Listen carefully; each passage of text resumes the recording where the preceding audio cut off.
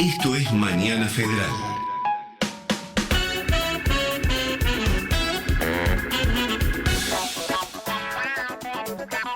...43 pasaron ya de las 8 de la mañana. Continuamos aquí en Mañana Federal. Momento de recibir pan. Ya la estuvimos presentando porque estuvimos hablando de las cosas ricas que trajo.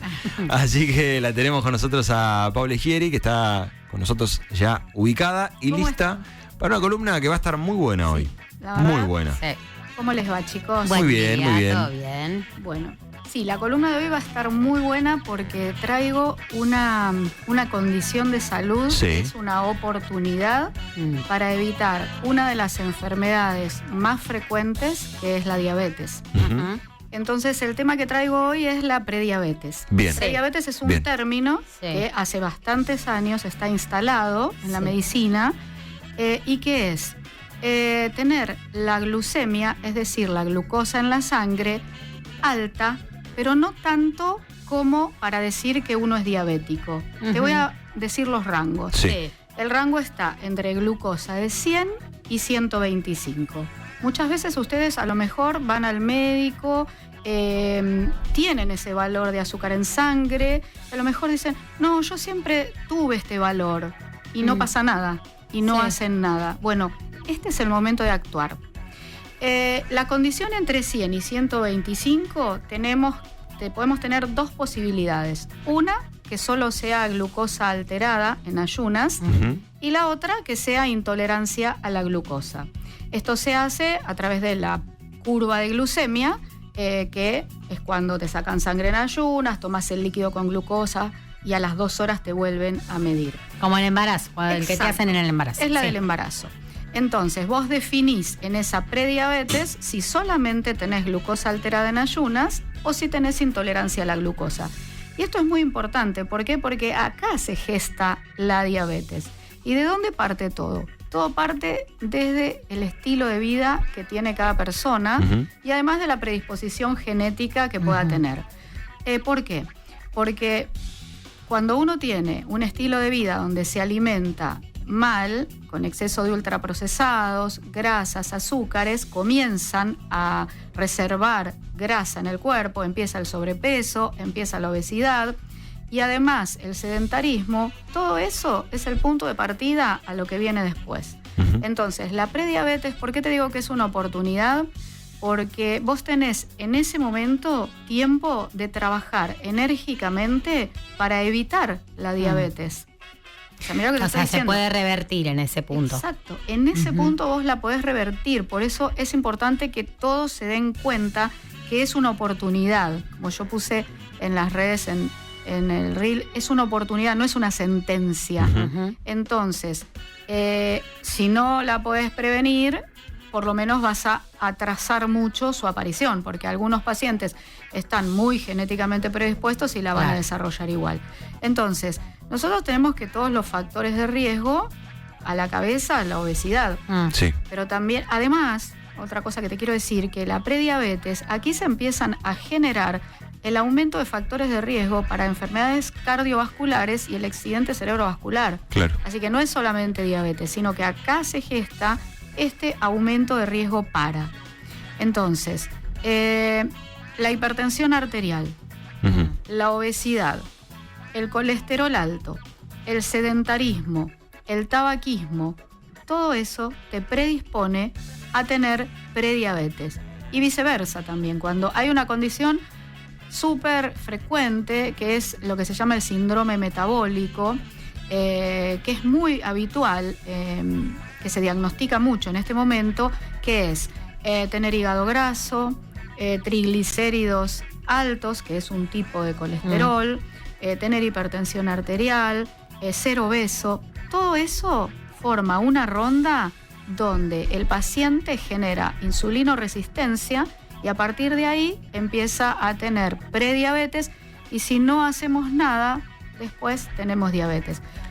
¿Cuál es un valor normal, digamos, que uno debería tener para no tener prediabetes y no tener diabetes directamente? Bien, la glucosa normal es menor a 100 y a veces los estándares también son más bajos.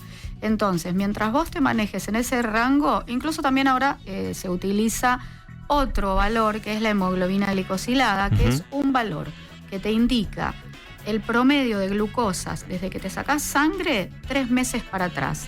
Eso te marca más o menos el promedio de glucemias que vos manejaste. Entonces te dice entre 5,7 y 6,4, ese rango te dice, bueno, este paciente está manejando más o menos valores mayores a 100, pero quizá menores a 125. Y es otro dato que te permite trabajar sobre el tema. Por eso esto es prevención primaria. O sea que esto es lo que tiene que quedar claro. Este es el momento de trabajar y por eso lo quiero recalcar. ¿Y de qué manera trabajamos? Bueno, el primer punto es la alimentación saludable. ¿Cómo logramos una alimentación saludable? ¿Lo logramos con una dieta? No hablemos de dieta. No por hablemos eso, de dieta, acá chicos. entran esos bocaditos que trajiste, ¿no? Esos bocaditos, ¿saben por qué los...? Ojo que esto es generalidad, después hay individualidad, ¿no es cierto? Sí, es lo claro. que yo decimos siempre con las redes sociales. Vos podés tomar un ejemplo general, pero después se lo llevas a tu médico. Ese bocadito que yo traje, que es un bocadito 70% cacao, tiene los sellos. Tiene exceso de azúcares, exceso de grasas, pero bueno, 70% cacao. Y de pronto, el ejemplo que yo quise traer hoy a la mesa es nosotros, que nos conocemos, que yo los conozco a ustedes, por eso los traigo, es un bocadito chiquitito, con una cantidad de calorías determinada. ¿Es un ultraprocesado? Sí, claro. Pero si vos de pronto tenés en ese día, el resto de tu día, alimentación saludable, ese bocadito, que a lo mejor lo usamos para celebrar, no impacta de manera significativa ni en tu peso ni en tu estado de salud. Entonces, una forma de aprender a comer es saber qué comer, cuánto comer, cómo comer y cuándo comer. Entonces, esa es la clave de tener una alimentación saludable. Porque vos me decís, en prediabetes, tengo que tener una alimentación específica, restrictiva sobre todo. No hablemos de dietas restrictivas, porque las dietas restrictivas lo único que hacen es no enseñarle nada al paciente, porque el paciente lo único que hace es cumplir de manera obediente ese periodo de restricción, lo cual indica que tiene un comienzo y tiene un final, y después cuando ya no la puede sostener, lo que sucede es que rebota, es que no aprendió sus hábitos. Un hábito alimentario, ya lo hemos dicho en otras oportunidades, es una conducta repetida de una acción que el cerebro ya está acostumbrado a practicarla, lo hace de manera inconsciente, involuntaria, y a vos no te cuesta ningún trabajo. Como por ejemplo decir, bueno, yo picoteo todo el día o a la noche me como un paquete de galletitas. Esos son hábitos malos que te llevan a el sobrepeso y la obesidad, prediabetes, etcétera. Un hábito bueno es enseñarle a tu cerebro a practicar otro tipo de conductas. Por ejemplo, cantidades. Yo cuando vienen los pacientes digo, vamos a trabajar, que todos me están escuchando hoy, les aviso, trabajamos sobre cantidad, calidad y distribución. En cuanto a cantidad, todos los que estén escuchando ya pueden empezar a practicar un estilo de vida diferente, porque esto es para toda la vida. El que repite plato, trate de no repetirlo. El que se sirve el plato abultadamente, trate de poner un poquito menos. El que de pronto estamos comiendo, y si practicamos la alimentación consciente, que es lo que hablábamos en otras oportunidades, el mindful eating, es decir, estar en tiempo presente cuando estamos comiendo, yo puedo registrar en ese momento, mientras como, estoy saciado, ¿ya puedo dejar de comer? Entonces, si yo me puedo responder sí, me animo a dejar en el plato, porque otra cosa que pasa es que uno está acostumbrado a servirse y comer todo, para no tirarlo, para no dejarlo. Vos sabés que ahora que decís eso, yo lo veo en mi caso particular, pero los niños que tienen una buena alimentación, ¿no? El niño que está acostumbrado a comer ultraprocesado, su cerebro está chipeado de otra manera, y volvemos a esto que decís de las galletitas y todo eso, que cada vez más. Pero si el niño come saludable, el nene te puede decir no quiero más, y vos decís, pero si tenés todavía en el plato, sí, pero no quiero más. Exacto. O sea, es como, viste, vos decís, este cerebrito no está todavía intoxicado con todo lo que... Lo que pasa es que eso es una costumbre que nosotros traemos de generación en generación. Comete todo lo que hay en el plato. Comes todo, hasta que no te comes todo no te levantás. ¿Entendés? ¿Viste? Entonces, esta es una buena oportunidad para transmitir que el cuerpo sabe hasta dónde llega, ¿entendés?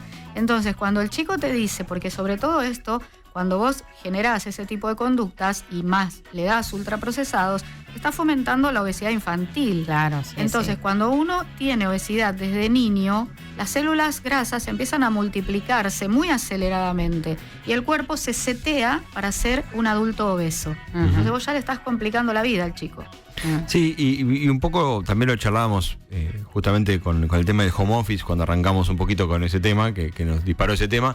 Es eso también, el modo de vida, ¿no? Te limita un poquito esto de comer en tiempo presente, porque por ahí uno está trabajando con la computadora y comiendo al mismo tiempo, o mirando la tele y comiendo al mismo tiempo, o mirando una serie, entonces uno deja de prestar la atención realmente a lo que está comiendo y el foco de atención pasa a ser otro. Sí, pero por suerte ahora, viste que en la actualidad se está divulgando mucho el mindfulness, el meditar, toda la cosa healthy, entonces eso se está transmitiendo mucho. Entonces, nosotros tenemos que machacar, sobre todo cuando podemos hacerlo, podemos divulgar buenos hábitos, buenas costumbres, para que la gente, más allá de la vida agitada que tiene, se pueda tomar un segundito para decir, bueno, ahora voy a tomar mi café, voy a comer lo que tengo que comer y voy a prestar atención a esto. Muchas veces no se puede, pero siempre hay que intentarlo. Siempre que se puede hacerlo. Entonces, cuando vos decís cantidad, ya todos pueden empezar. Los que saben que comen mucha cantidad, empiecen. Bien. En cuanto a distribución, lo que yo les aconsejo es distribuir los horarios de comida: desayuno, almuerzo, merienda, cena. Si necesitan 2 colaciones, háganlas, pero después no picoteen. Claro. Hay gente que no colaciona, hay gente que sí, pero después no picoteen. Hasta la próxima comida no se come. Y también la distribución está en el plato, que muchas veces lo dijimos, es mitad de plato vegetales, 1/4 de proteínas, 1/4 de hidratos. Entonces, cuando vos podés distribuir así, te sentís saciada, tenés un plato variado donde incorporás todos los nutrientes y entonces eso hace que tengas una alimentación adecuada y suficiente. Traten de practicar esto. Y en cuanto a la calidad, lo que todo el mundo ya sabe, chicos. Todo el mundo sabe. Papas fritas, galletitas dulces, de grasa, torta, postre. Intenten ver si hoy pueden empezar a decir, ¿es necesario que yo esté trabajando con bizcochitos de grasa en mi escritorio? ¿O puedo a lo mejor poner frutos secos? Entonces, el estilo de vida parte de ahí. Ese es el punto de partida de todo. Y además, en el movimiento, por supuesto. Porque hay gente que hace actividad física de pequeño y dice, yo toda mi vida hice rugby, practiqué tenis. Y después, cuando llega la vida adulta, no pueden hacer más por una cuestión de tiempo y el hábito se pierde. Entonces, recuerden que es como andar en bicicleta. Se van a acordar cuando empiecen a tratar de moverse nuevamente y no es necesario el que está totalmente sedentario ir al gimnasio para 4 veces por semana, porque a veces no tiene tiempo y es impracticable. Empiecen primero pensando, después den una vuelta manzana nada más, porque el objetivo no es ahora el tiempo que emplean, sino en generar el hábito. Ahí tienen que pensar, yo necesito generar un hábito que no lo tengo y que necesito construir. Entonces, si yo no puedo ir al gimnasio, lo que voy a hacer es primero pensar la acción. Pienso, tengo que hacer actividad física. Después, ejerzo la acción. ¿Qué es lo que puedo hacer? Una vez por semana, sábado, ir a dar una vuelta manzana. Ok, eso es todo. Pero yo me pongo los sábados a dar una vuelta manzana, todo. Entonces ahí se genera en tu cerebro la señal, vas los sábados a caminar. Para después empezar con otro día y para después progresivamente aumentar en el tiempo. Entonces ahí vos ya arrancaste y te aceitaste. Después vienen todas cosas nuevas, porque es un feedback totalmente positivo. Sí, entonces, además, perdón, si no, se produce el efecto contrario, porque vas a caminar, te caminaste 75 kilómetros el primer día, al día siguiente te va a doler todo, no vas a ir. Entonces es hasta contraproducente para el propio cuerpo y para la cabeza y físicamente. Exactamente, tenemos que empezar de a poquito y, por supuesto, los pacientes, la gente que tiene obesidad y obesidad importante, por supuesto, tiene que saber qué tipo de ejercicios, por el impacto que genera en el cuerpo, el sobrepeso, tiene que saber qué tipo de ejercicios hacer para no lesionarse. Pero nosotros tenemos otra área hoy que está inserta en nuestro plan de trabajo, pues nosotros cuando tenemos que enseñar a tener un estilo de vida diferente, tenemos la alimentación, sí o sí, enseñar a comer, la actividad física, enseñar a hacerlo. Y hoy la otra área que tenemos es la medicación. Nosotros tenemos el área farmacológica, que hoy en día es revolucionaria, porque nos permite ayudar al paciente a poder lograr esos dos objetivos que les estamos pidiendo. Porque no es suficiente decir no coma, porque el paciente no es que no quiere, es que no puede, porque hay una serie de resistencias hormonales, insulina, leptina, grelina, que son hormonas del apetito y de la saciedad, que están totalmente desbalanceadas en los pacientes, en la gente que tiene sobrepeso. Entonces hay que luchar contra eso y el paciente no lo sabe. Entonces no puede. Cuando llega la señal, come. Entonces nosotros hoy en día tenemos la terapia farmacológica que es espectacular, es revolucionaria, porque actúa a nivel de metabolismo, actúa a nivel de la saciedad y es una mano amiga que le permite al paciente no frustrarse y poder conseguir, siempre que practique el hábito, cambiar su estilo de vida para siempre. Lo ayuda, pero tiene que ayudarlo a cambiar el hábito. Si no volvemos a lo mismo de antes, al rebote y demás. El fármaco no sirve para nada si el paciente no aprendió a cambiar sus hábitos. Pero ayuda en el proceso, porque te evita esa... Totalmente, te evita incluso llegar a ser diabético, que es lo que queremos transmitir hoy. Tenemos glucosas entre 100 y 125, consultemos al especialista, porque muchas veces es el especialista el que está en tema, el especialista en nutrición y diabetes. ¿Por qué? Porque ese especialista te va a situar y te va a hacer la prevención primaria para que evites tener diabetes o retrases su aparición. Así que ese es el concepto de hoy. Bien, bien. Bueno, Pau, la verdad que una maravilla, ¿eh? Gracias, una maravilla poder charlar de estos temas y bueno, justamente empezar a pensar también en el presente y en el futuro, ¿no? Porque es eso, es cambiar el hábito, que es lo difícil, es lo más difícil de todo. Uno por ahí trae hábitos de años, de hacer las cosas mal, y bueno, cuando cuesta, pero hay que hacerlo. Exactamente. Así que, bueno, gracias, Pau, muchas gracias. A ustedes, chicos.